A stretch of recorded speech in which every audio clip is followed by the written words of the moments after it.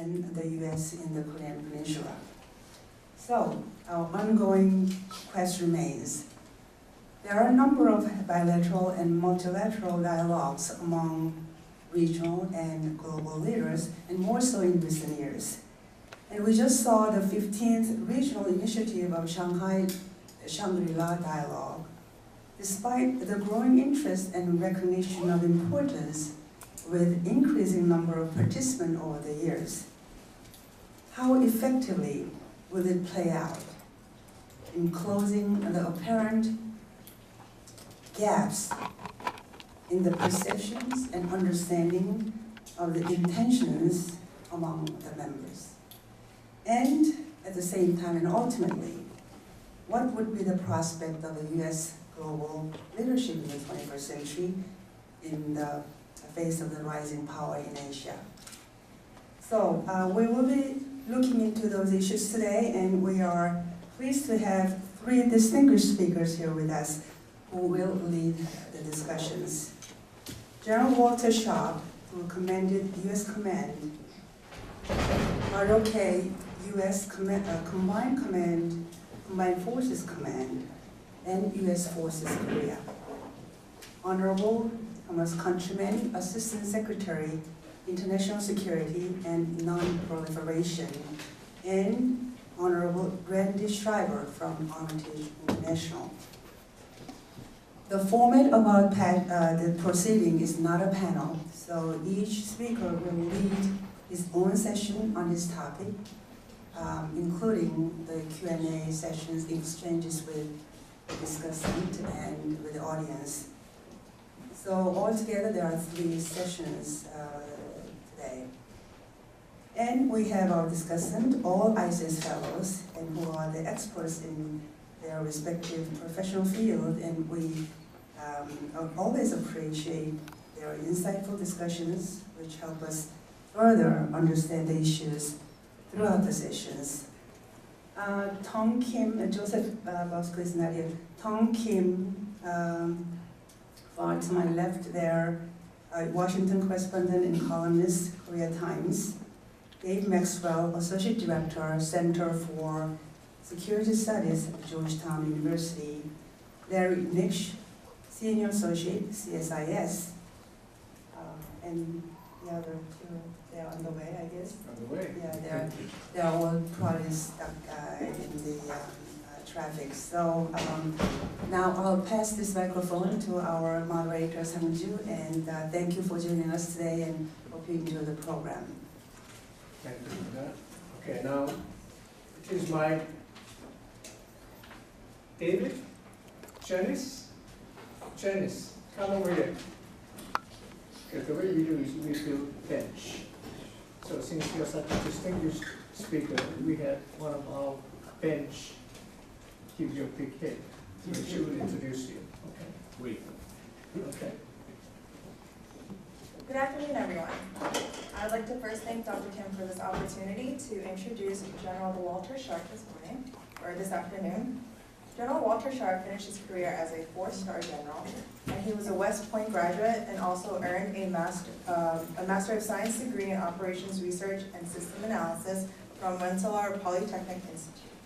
From 2008 to 2011, he commanded the United Nations Command, Republic of Korea United States Combined Forces Command, and the United States Forces of Korea.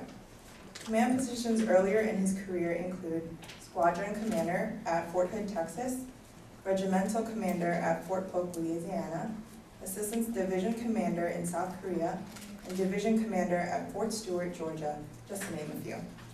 At the Pentagon, his assignments were Deputy Director for Western Hemisphere and Global Transnational Issues, Vice Director for Force Structure Resources and Assessment, Director for Strategic Plans and Policy, and Director of the Joint Staff. After his retirement, General Sharp currently resides in the DC area and is actively involved in consulting and serving on the board of directors of several organizations and addressing strategies and policy matters for Northeast Asia, particularly for Korea, at several DC area think tanks. So if everyone could please help me in joining General Walter Sharp.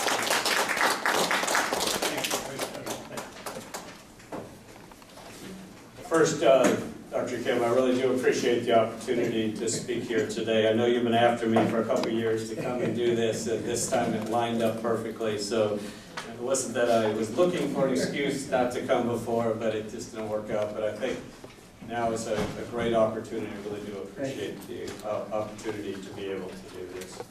So you can see from the title in your program that I'm going to talk today about some of my thoughts on how we, the Iraq-U.S. Alliance, we the world, we the U.S., can work to change North Korea. I think this is very timely and critical, especially given what North Korea has been doing for many years, but especially over the last several months, and especially with the Musadal launch, which I'll talk a little bit about a little bit later.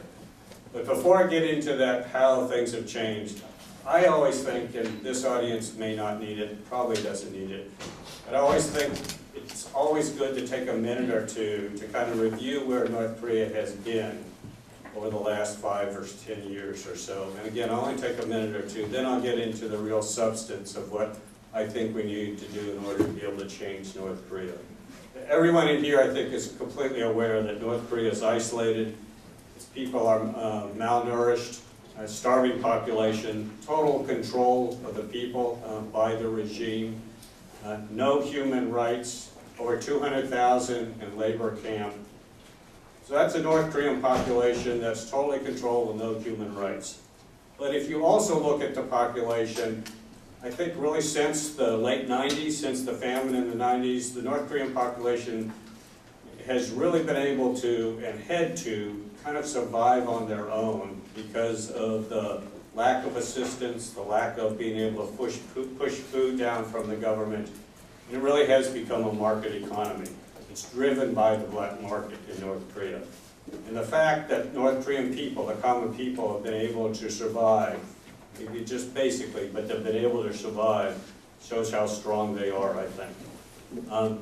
At the same time, over the last several years, more and more information is getting into the people of North Korea through the over 2 million cell phones that are there, through some broadcasts on radio, through TV. When we talk to defectors, I think everyone knows the great majority of them, the great majority, said they learned about life outside of Korea, outside of North Korea, before they defected. So that's the people, the population side. Suffering, total control, virtually very hard control of information getting into North Korea. So how about on the North Korean military side?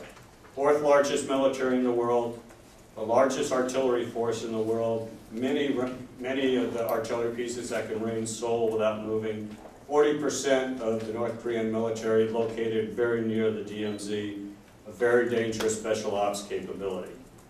They have publicly and continuously publicly stated over the last several years that nuclear weapons are required for North Korea's survival, and they will do anything to be able to get the ability to be able to deliver those nuclear weapons anywhere in the world, to include specifically saying being able to strike this city, Washington, D.C. And I think what we saw over the last several months with the 6 Musadal launches is moving Kim Jong-un closer to that capability. I know all of the intel folks and the scientists are looking through the last launch, the 6th launch, which apparently had at least some success to be able to get into high altitude and then come back down. Was that a test of an RV vehicle? I think that will come out over the next several days to see just how successful that was, to be able to then take what they've learned on 6 over the last several months launches and apply that to both medium and long-range ballistic missiles. They clearly have the intent and the will, and I believe they're getting much closer technology-wise to be able to truly deliver on Kim Jong-un's promise of being able to deliver an ICBM anywhere in the world with a nuclear weapon on the top. More than 800 missiles targeting at Korea, Japan, the United States, many capable of chemical, biological, and developing, as I said, their nuclear capability. And then if you just look at the set of provocations over the last several years, 2009, a Taepodong test, 2 Taepodong tests, a nuclear test. 2010, they sunk the Cheonan, and they attacked Waipito and killed not just military, but civilians on Waipito, revealed their HEU centrifuges. 2012, 2 tape-down tests, 1 which was successful. 2013, a nuclear test, expansion of the prison camps.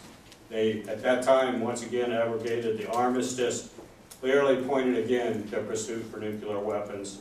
And then the purge has really started under Kim Jong-un with Chong Song-Tek and others.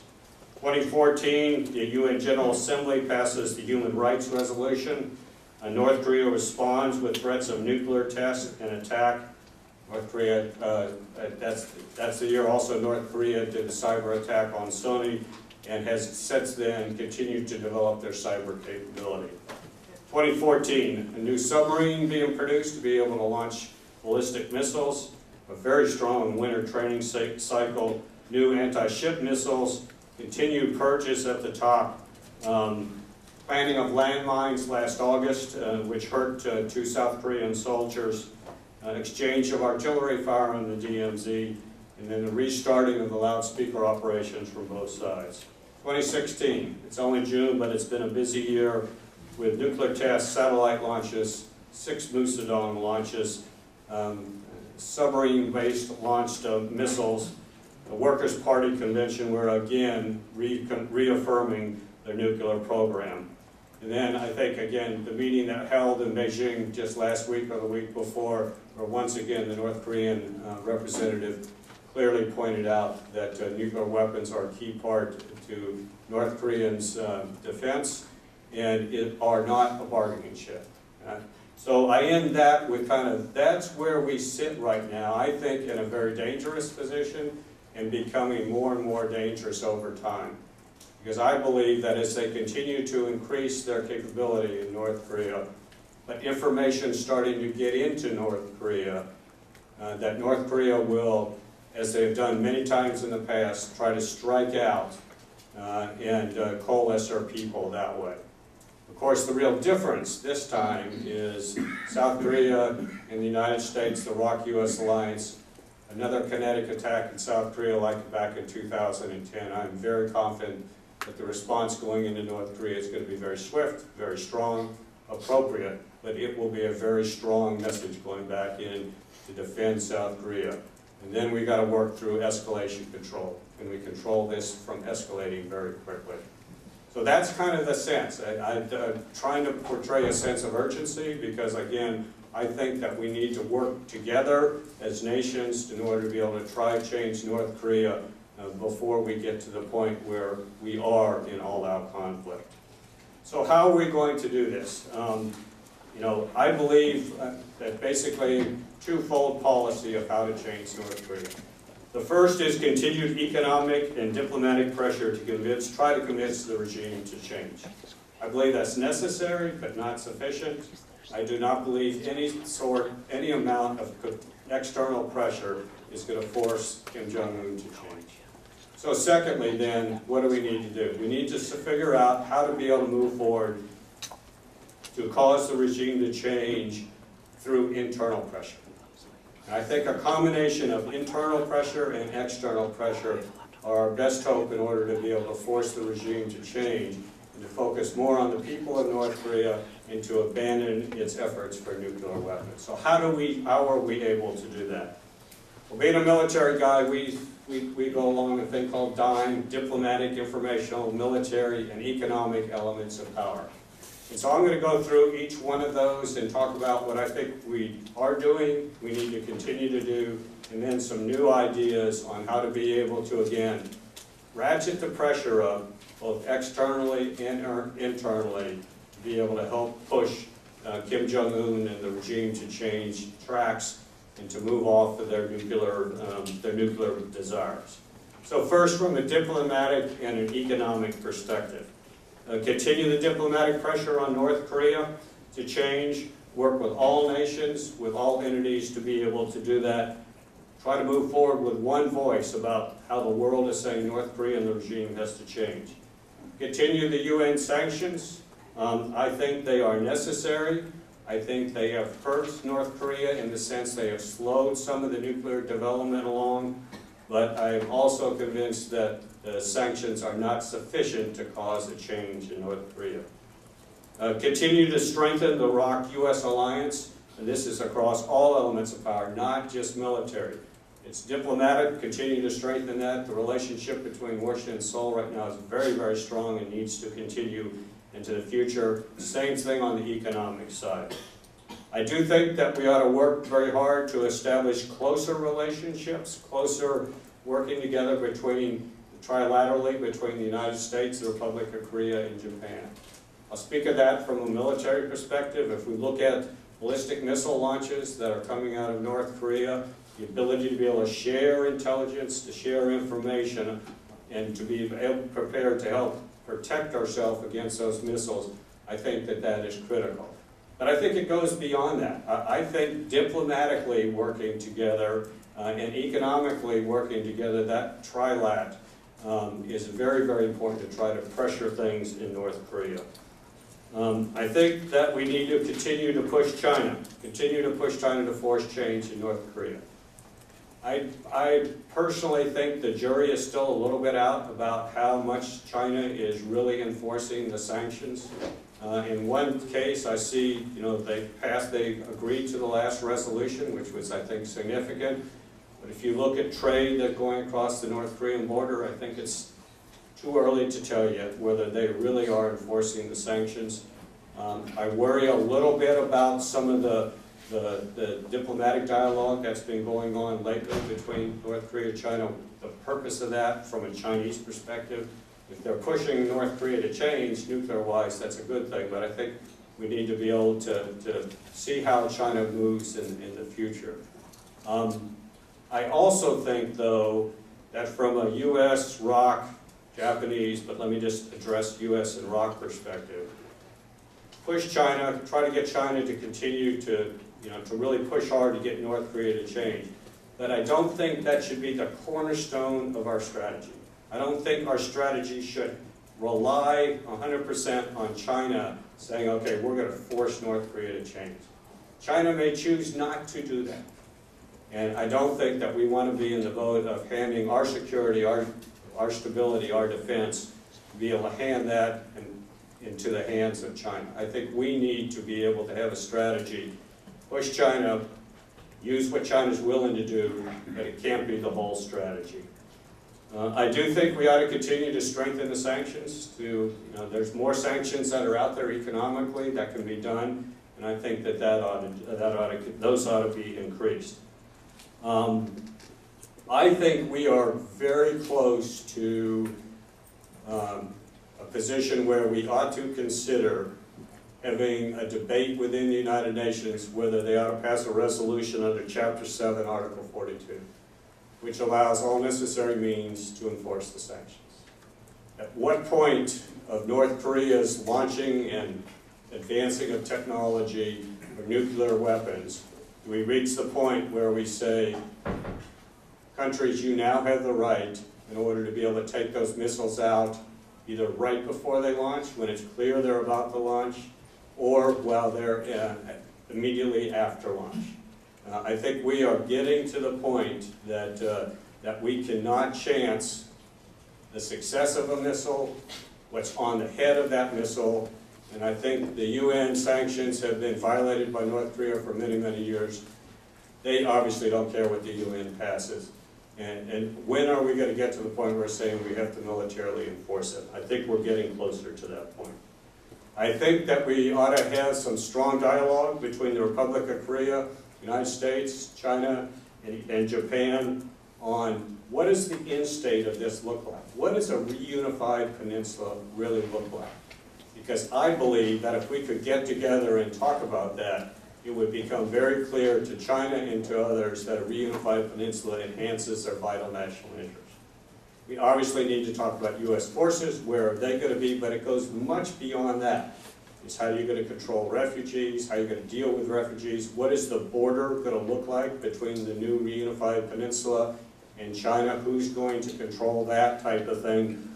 What are the port rights, are there mineral rights that could go to China? How is the rule of law? There's just a whole host of things that if we started talking about now among the countries, I think the in-state would take off a lot of the worries of countries, especially China, on where this is going to come out. So that's kind of diplomatic and a little bit economic. The next one is informational. And this is probably the biggest change that I'm recommending that we consider. Because I think the information, getting the truth information in North Korea has been almost completely done in the past by NGOs and has not been a government effort. And that's the first thing I think I'm recommending, is that the government of the Republic of Korea and the United States work together to develop an information operations campaign with the sole purpose of getting what the truth is to the people of North Korea. What are the human rights that you have as accordance to the United Nations from their resolution back in the 1940s? What's going on in the rest of the world? Get truth and information in, and I do think that it is important that this be governments doing this, and I think part of that information going into North Korea ought to be very clear that if things are forced to change in North Korea, the rest of the world is truly there to support the people of North Korea to be able to do that. So I think an information campaign combined with all these pressures starts to get at some of that internal pressure that could get to try to force North Korea to change. I do believe Kim Jong-un's greatest fear is Achilles' heel, and I think he completely understands this. It's not the U.S. and the Korea attacking North. His biggest fear is the people of North Korea learning how poor their country is, how totally controlled, how they have no human rights, and trying to force some change. I believe that he will work very hard to try to ensure and has that does not happen, because that would force, I think, internal change. And then finally, military. Continue to strengthen the ROK-U.S. alliance. I personally believe it's the strongest alliance that the United States has anywhere in the world. Continue to exercise the self-defense plans so that when these provocations happen, escalation control could have been thought through. Continue with the provocation planning and exercises. Again, we've got to be able to quickly execute strikes back into North Korea, but we've got to be able to control escalation. And I do believe that strikes should be very strong and should be strong enough that Kim Jong-un has to think twice about, do I strike again back into South Korea? Continue with instability planning and exercises. I think we have to make sure that from a military perspective, and a lot of this work has been done, but I think we need to continue to focus on it in exercise, is to continue to be able to respond to instability, to be able to get control of the nuclear weapons in North Korea, to be able to protect the people of North Korea, to be able to stabilize the country. And this has got to be, I think, work not just between the United States and the Republic of Korea, but all the United Nations sending states, to include Japan, and ideally China. I do think, as I talked about earlier, we need a more robust intel sharing capability, the ability to be able to look in persistently in North Korea 24 hours a day, and I think it needs to be regional in perspective to be able to look at that. It goes beyond just ballistic missile launches and nuclear. North Korea is working very hard on camouflage and techniques and decoys and types of things, so to understand what's going on in North Korea, and they know when satellites are overhead. So if you could get a 24-hour look into North Korea working together, I think that would bring us a lot more information. I think the missile defense program, because of the advances that North Korea has, not just on these medium and these long-range missiles, but all the missiles and the rockets. South Korea is working very hard to get a missile defense system, but I think that needs to continue with a layered approach. I'll say very much like Israel has, a layered approach of an upper tier system, a middle tier, and a lower tier to protect both military sites and the population of South Korea. I've always believed a very strong defense is a great deterrence, and I think since North Korea is putting so much money and effort into ballistic missiles and rockets and artillery, those type of defenses are very, very important. I do believe that South Korea and the U.S. need to continue to strengthen our special ops capability and our anti-sub warfare capability, and also the ability to be able to defend against cyber attacks. As I mentioned earlier, North Korea, I think, is pushing very hard in order to be able to have a very lethal and dangerous cyber capability, and also to be able to look at it from an offensive perspective. One other point on missile defense, let me back up to that for a second. It's not only a defense, I think, that's important. In order to be effective, I think also it's very important that you have the ability to very quickly and accurately be able to get in and strike missiles before they launch. So the ability to back to ISR again, the ability to be able to stealthily get into North Korea and strike those missiles, combined with the defensive aspects, I think is what you need in order to be able to have a strong defense. So the bottom line, North Korea, I believe, is able and becoming more willing to threaten and attack the Republic of Korea, Japan, and the United States. Therefore, I recommend, in summary, we increase the diplomatic and economic pressure on North Korea. We consider militarily enforcing certain sanctions. We lead an effort to discuss the details and benefits of a unified peninsula. We greatly increase information actions to inform the world about North Korea, and we develop and execute an information campaign to inform the people of North Korea about freedom, human rights, and our willingness to support them. And we increase our military capabilities, and that includes intelligence, missile defense, air and ground strike operations, counter-SOF, anti-sub warfare, and cyber capabilities are the top of my list. And then finally, we increase and continue and increase the planning and exercises for instability. And not just from a military perspective, but especially also from a diplomatic and informational perspective. So in conclusion, I believe when considering action to change a country like North Korea, there's always going to be a balance between actions that are focused on stability and long-term gradual change, and actions that focus on forcing a change sooner rather than later. And I believe that it's time for the United States, the Republic of Korea, China, Japan, and really the world to shift to that latter strategy of trying to force a change of North Korea. Thank you very much, and I look forward to your questions and comments. You want me to say it? Yes, please.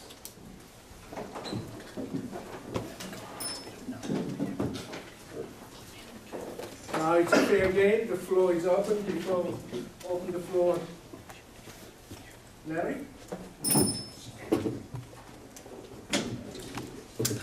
Thank you, Sanju. Kim Jong-un is on a roll right now. On the missile program, he seems to be following an old adage of advice that I remember hearing when I was growing up, and that adage of advice is, if at first you don't succeed, try again. That probably is out of vogue in this country, but I think he is following it. And the Musadan program, and what appears to be now, finally, after several failed tests, a breakthrough on the Musadan missile, indicates that he is following this old model that I am familiar with. More fundamentally, what we are seeing, and I know this is part of their propaganda, but I also think this is true. He is acting in a much more hands-on manner in directing the nuclear and missile programs than his father did. His father set the broad objectives, but Kim Jong-il, I believe, gave the technicians and scientists broad discretion in terms of actual planning of the program and setting timetables and deadlines. Kim Jong-un is pushing the scientists and technicians to move this program along. I want results, and I want results quickly. And this is paying off right now for North Korea. We will face a situation probably by 2019 to 2020 in which the North Koreans will have a credible nuclear strike capability that could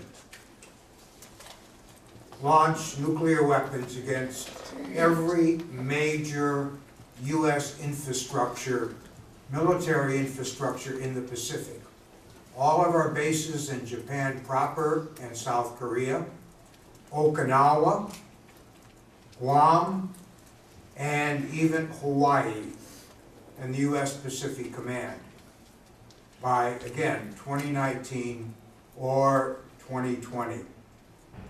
And this is what we're going to face. And in terms of negotiating with the North, yes, when we reach that point, they're going to want to negotiate with us, because at that point they also may have a strike capability that could reach the continental U.S. And they're going to sit across the table from us, and they're going to say to the Americans, are you Americans willing to jeopardize San Francisco so you can defend Seoul? When that time comes, it's going to be very interesting to see what the U.S. reaction is going to be to that North Korean proposition, because that is what it is going to be. Now, a question to General Sharp about sanctions.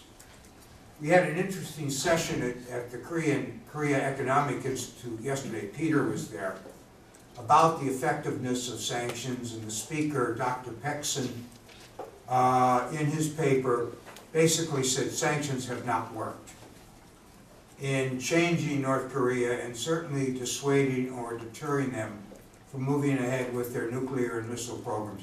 I don't see how anybody could disagree with his conclusion. And here is the question that I'm going to ask General Sharp. There's only one sanction that I believe could force the North Korean government to even consider starting to make concessions on the nuclear and missile issue.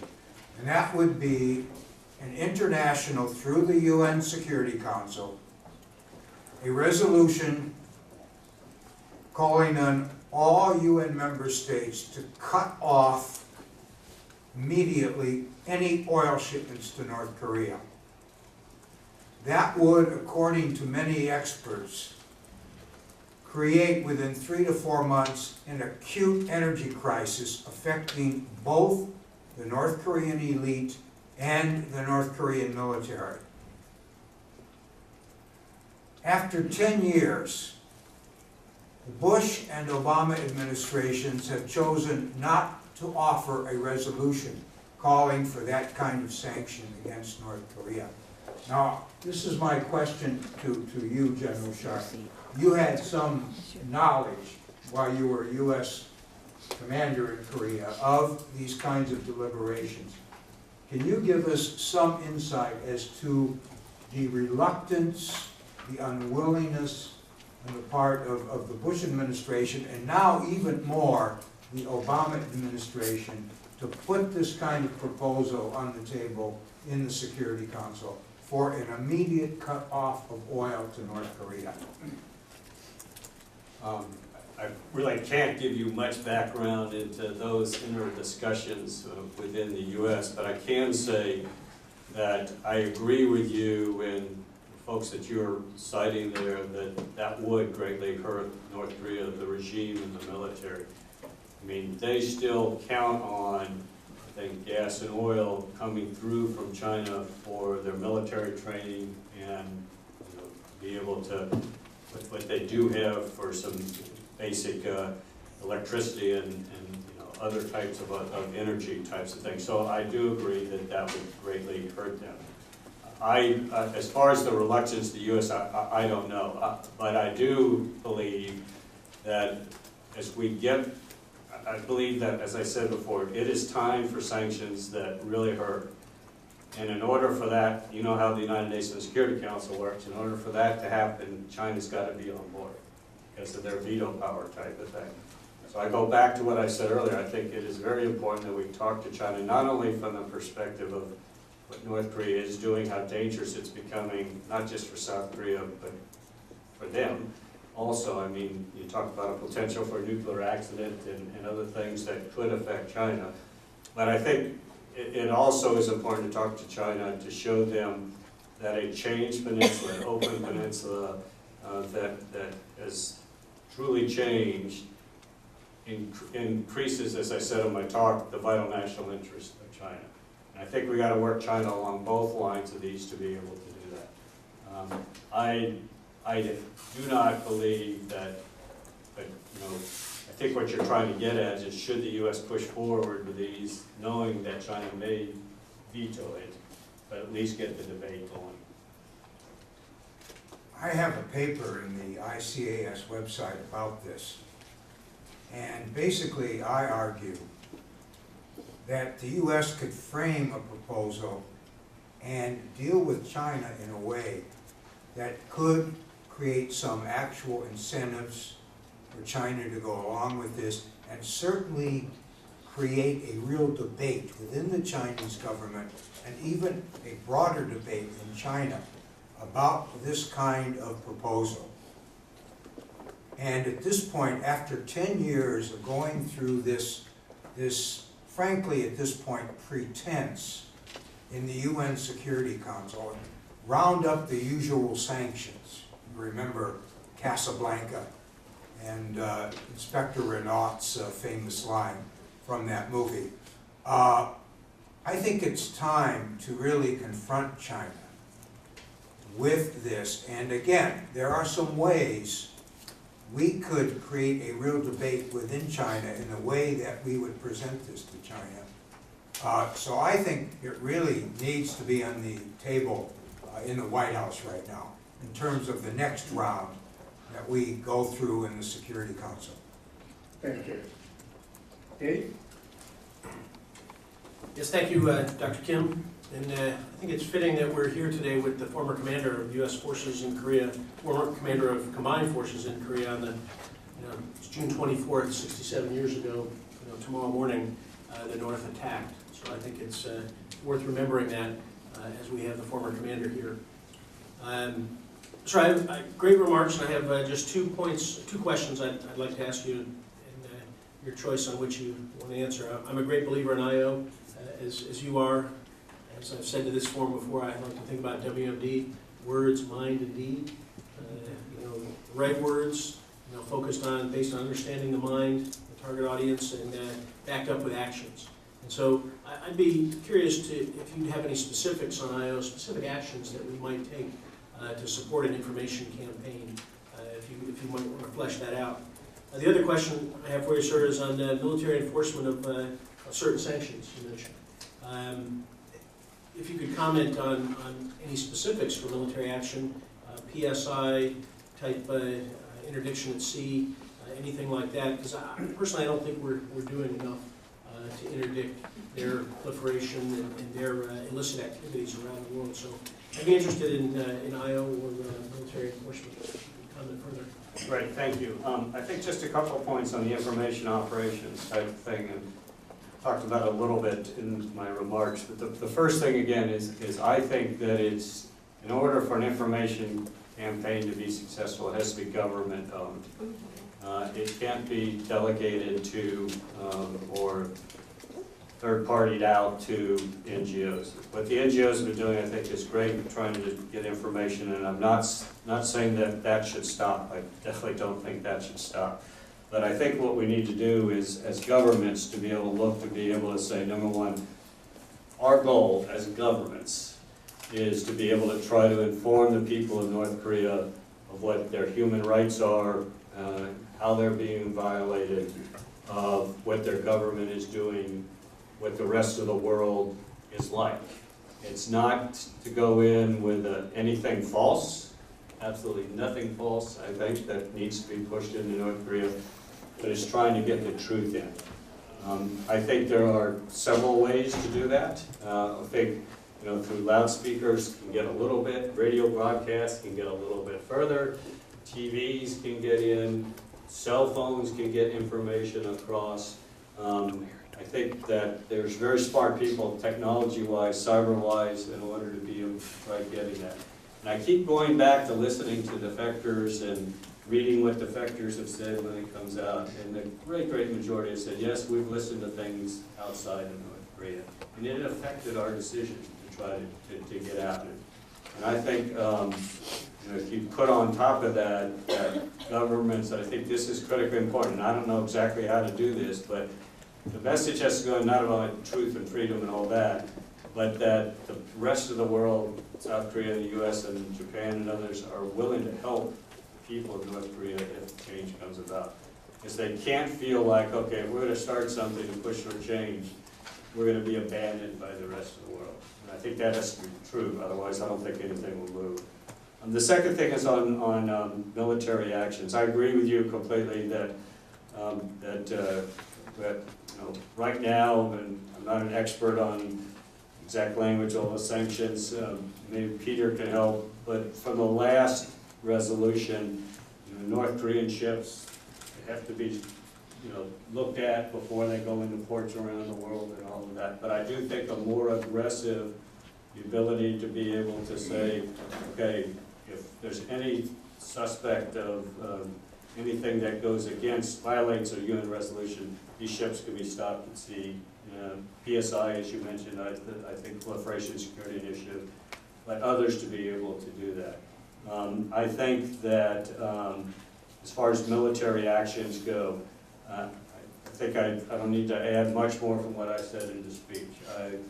I actually think it was very good that Japan was, my understanding, I've not heard anything classified, but you know, very prepared for these last Musadong launches to intercept if necessary to be able to do that.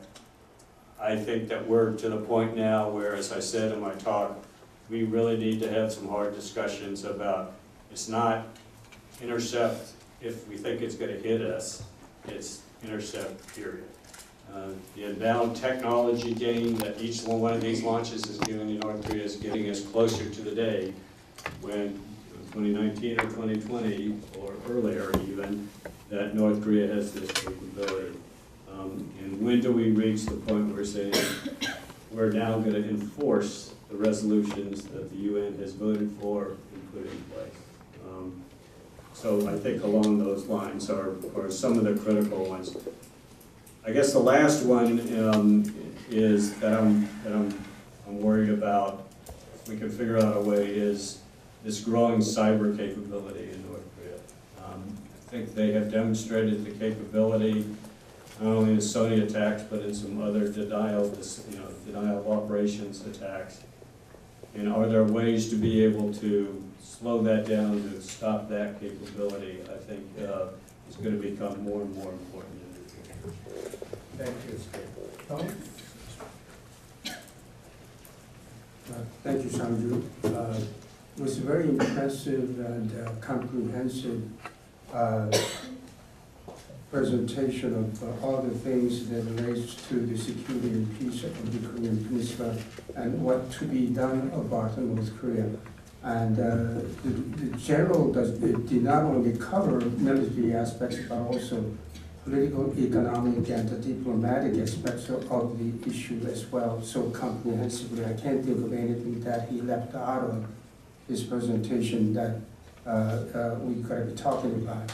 I just note one point the general made with regard to Dr. Larry Lipsch's comment that we should press China to use more influence on North Korea or cooperate better with the United States to see kind of a change they would like to see in North Korea. But I just note the general's remark that we should not rely 100% on China, that approach alone. And I also agree totally with the general's argument or discussion that sanctions are necessary, but not sufficient enough. It's not a sufficient condition to, especially in view of the changes that actually taken place to the private lives of North Korean residents, that it would not be directly affected by the kind of sanctions the way it is going on. And also, the way the UN Sanction 2270 is written, is that one point is that if we would do everything we can to stop and make it difficult, more difficult, and cut off all the sources, possible supply of resources for North Korea to continue with their missile and nuclear developments, but not to hurt the livelihood of the North Korean residents. And under these conditions, there is a lot of loopholes under which China is continuing private trades with the North Korean people. And so again, the way sanction is written today is not enough, but it is necessary. I think it is a good idea, not just, but also military pressure as well. But I do have a question for the general. That is, you said if they provoke, okay, deterrence has deterred the wars in Korea. It's very successful all these years, but not provocations, as you mentioned, the Cheonan and also the November 2010, their artillery shelling down YPO and what have you. And after that, you were still commander there.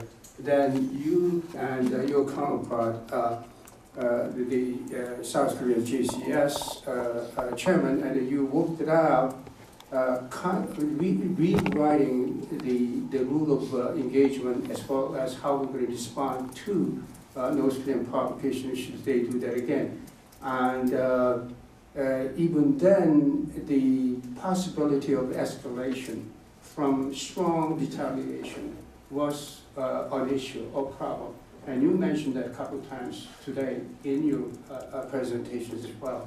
So I'd like to hear more about what can be done to strong response. We know the South Korean, I think, alliance have decided to wipe out the source of attack, provocation, support force, and command force, or the related forces as well.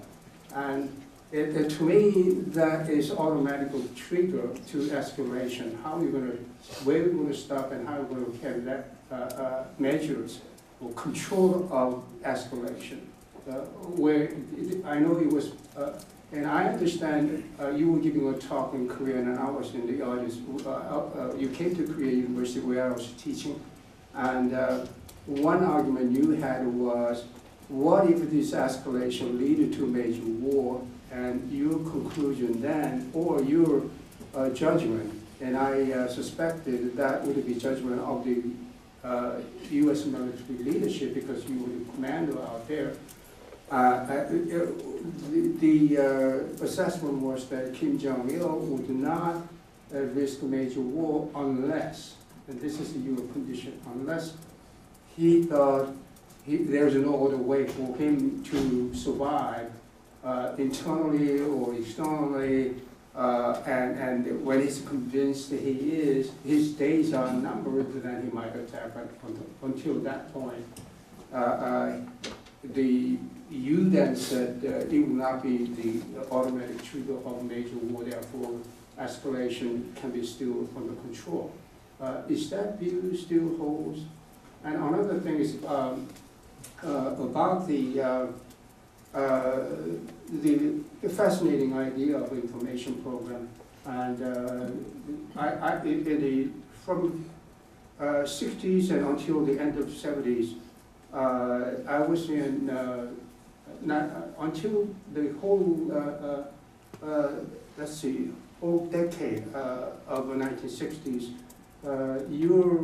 One of your predecessors, General House, was very much interested in psychological operations, and I was one of the propaganda strategists, putting out the leaflets and broadcasting information program. And we had the 7th SIAC group on Okinawa, detachment in Japan and so on, and I was working out of the detachment. And we continued that program very actively. Iraq forces didn't have it. They had a small function of what they called psychological operations function within the Office of Special Warfare at the Iraq Army headquarters, headed by one star general. And they built up their own capability. Now, as you point out, a lot of NGOs are doing it, but that government is not doing anything much other than loudspeaker operations. But we were involved in the past directly, U.S. Army was directly running psychological operations program, radio and leaflet and even medium and all kinds of psychological operations. We did that, and I don't hear that anymore. I don't think there is any active psychological operations unit in this country anymore, not in the U.S. Army. So I'd like to hear some response to that. Okay, I'll try to do it quickly so we can get to some questions from the audience. First off, there's been a lot of provocation planning between the United States and the Republic of Korea. You could argue we've always had it, but after 2010, I think that greatly increased not only in planning but in exercises. I'm obviously not going to get into any of the classified details, but the cornerstone of those plans are, as I said in the talk, to be able to strike very quickly, to be able to strike very strongly, in self-defense, to defend South Korea from the next rounds that are coming in, but at the same time to be able to punish North Korea in order to be able to deter the next provocation. The key to that, as far as escalation control goes, is having very strong, immediate ability to be able to coordinate between the United States and the Republic of Korea, so that our capabilities are ready to deter him from moving to the next step of the escalation, next step of escalation. And again, I left in 2011, but I'm sure that many of the planning and exercises in order to be able to establish that coordination, to think through what is not just our next step, but what is his next step, and how do we want to deter that from happening as we go in. I think a key part to escalation control is the ability to get the word to the leadership of North Korea. Okay, here's what, it is diplomatically, it's information getting into North Korea, here are the next steps type of thing. Again, what you really try to do in escalation of the ladder is deter one of the opponents from moving to that next stage. And so how do you be able to do that? And it comes with strong defense, it comes with getting information to show that it's not worth for him to take that next step in the ladder. So I think, again, a lot of that work I know has been done and continues as we go through. I still believe that Kim Jong-un, as his father, believes that if he did a full-out attack to try to take over South Korea, that would be the end of his regime. And I believe that we only get to that point where he feels that he is personally at risk. Having said that, I do continue to worry and becoming more worried about the fact this escalation. And when you look at it from the perspective of North Korea, the more and more capabilities that they have, escalation becomes more and more difficult. Escalation control is doable, but it becomes more and more difficult. And so that's the thing that may worry. It's not starting things off, but when you get to the point where you can go up the escalation ladder and people in Seoul are starting to die, where in that do we say, okay, it's time to end this? And that's, I think, the very difficult part that presidents and commanders are going to potentially have to deal with in the future. The last point, and then we'll go to the audience, is on information operations. I guess I fundamentally do not believe that the information operation campaign that I've been talking about to get truth and information into North Korea is a military operation. I think that's a government diplomatic operation. It may use military assets, military loudspeakers, military satellites, military ways to get things in. But I don't believe it's the military's role to come up with, here's what we're going to say, and try to get that in and all of that. So, again, I think the military is a part of that because they have the assets in a lot of cases to be able to do it, but they're not the only ones that have assets. But they are government-owned and have assets. But the leader of an information campaign, I think, is more appropriately rests in the seat of the government itself, somewhere within either the foreign affairs, I don't know. But my belief is the leadership of that is not coming out of the military, should not come out of the military. After conflict starts, there's very clear role for military information operations in order to be able to deal with population control, to be able to deal with trying to control your opponent and all of that type of thing. But in the type of campaign I'm talking about right now, I think that's more of a whole of government led by someone else other than the military, but using military assets. Thank you, Steve. Now the floor is open. Peter, would you please speak louder? Louder than what? Yeah. The concern I have is that I can think of dozens of clandestine operations that would go even further than what you've mentioned to crumble the regime. And yet none of that is going on. There's no secret committee attached to the NSC to make sure that happens. There's no secret committee at the NI to make sure that happens. So this I have to understand. And this is one guy thinking of dozens of operations. Imagine what happens when you put a committee and a government together to come up with the possibilities. CIA has had 20 years to inform the Chinese what North Koreans do to Chinese babies at the border. 20 years to conduct that information operation, and it has never happened. So when are we going to unleash the covert operators? Why aren't there 1,000 balloons in the air every day instead of a dozen NGO balloons in the air twice a year? I think you're asking the wrong person. I think that, number one, governments take this on, US and South Korea take this on. The great majority of the campaign can be overt. It doesn't have to go on the covert side. I understand roles of covert at times. I personally think that, again, getting truth and information into North Korea would go a long way to be able to do that. I agree with you completely. I mean, why there's only 2 balloons a year, or however many balloons are going up, rather than a constant barrage going in, that's a very overt way to be able to get information into North Korea, and I fully support that type of thing. I can't answer your question about, number one, I can't confirm there hasn't been covert, and number two, cannot answer your question as to why not type of thing. I do think that, let me just leave it at that. I think that it is important to do. I think the great majority of it needs to be and can be overt and in the open. Thank you, Peter. Just one more question from the floor. Okay, stand up. Identify yourself. My name is Travis Lindsay. I'm at the Corean-American Institute. How would you define, or how would the panel define, what the U.S.'s goal should be with North Korea? It seems maybe implied that it's forceful regime change by some, or are we looking at denuclearization? How do we view China's goals with respect to North Korea, and how maybe could those two be connected? Yeah, I could start with that. Great question.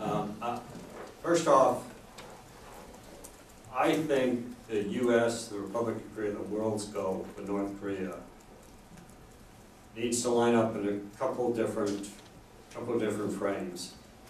Number one, I think, is obviously a non-nuclear, non-threatening North Korea.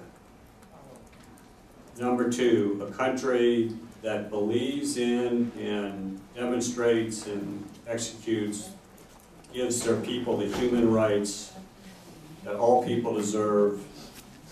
And I'd really encourage people to pull up on the website the UN, it was a resolution or a presidential statement, it was a resolution back in the late 40s that clearly lays out what the UN at that time, and I think this is still an operable document, believes that human rights are. And just ask yourself, as you read through the 50 or 60 elements of it, does North Korea do that? So human rights.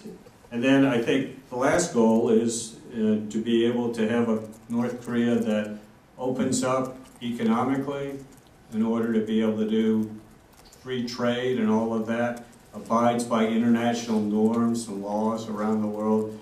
Because I think that last one is what's necessary in order for North Korea to be able to get any sort of economy to be able to get off the bottom of the rack as far as economically and their people, how their people are, the lack of food and all the other things, electricity and all that in North Korea. So I push for a strategy of goals that goes far beyond, the North Korea nuclear capability. I don't want to end up, I prefer not to end up at the end of the day with a non-nuclear North Korea. I think that's important. That would be a good thing, but just in there. Because I see the human rights, I see the people suffering in North Korea. I see how that could very quickly be turned around again into the future. And I guess I'm still a believer that freedom, and I'll use the D word, democracy and human rights are very important for people around the world. And I think the U.S. has a role, a leadership role in trying to push forward that. And I think the ROC-U.S. alliance, teamed with Japan and hopefully China, is best suited in order to be able to try to get to that point, get North Korea to get to that point. Well, ladies and gentlemen, thank you very much. Sanju, Yeah. could I ask one quick question, which is very Yes, please. important, I thought. I think the general alluded to possibility of military action to North Korean nuclear facilities or missile facilities before it gets too late. If you were still commanding U.S. forces in Korea or JCS chairman now, would you recommend preemptive strike on these facilities to the leaders of the nation? About a month ago, Strike 4 put out a very five-part discussion of what can be done, and including military actions and how much resources and assets it would take to do the job. I think that we ought to start having that discussion in the United Nations. I think we're getting to the point with our ballistic missile capability and the nuclear capability. We ought to start having the discussion about if they continue to violate the sanctions, which they're clearly doing, what can we do to forcibly stop them from continuing to move forward? I'm not ready to say, and I'm not saying that we ought to attack tomorrow. I'm not saying that. But I think the countries in the Security Council should really start having a dialogue. If this continues, which I see no reason, I have no reason to believe it's not going to, what are the other methods that we can take in order to be able to ensure that, try to stop this movement forward? So what you're saying is primarily So the that's all I'm concept saying. of Thank you. preemptive strike, although you do not use the term preemptive strike. And I think the concept of South Korean missile MD development called the kill chain is based on the concept of preemptive strike. They want to detect and find a target and destroy them before they launch theirs against us. Okay, Dr. Kim, thank you. I really very much, appreciate Skip. the opportunity to I be able to appreciate do it. this. We'll continue that dialogue. Okay, thank you, Skip. Thank you, appreciate All it. right.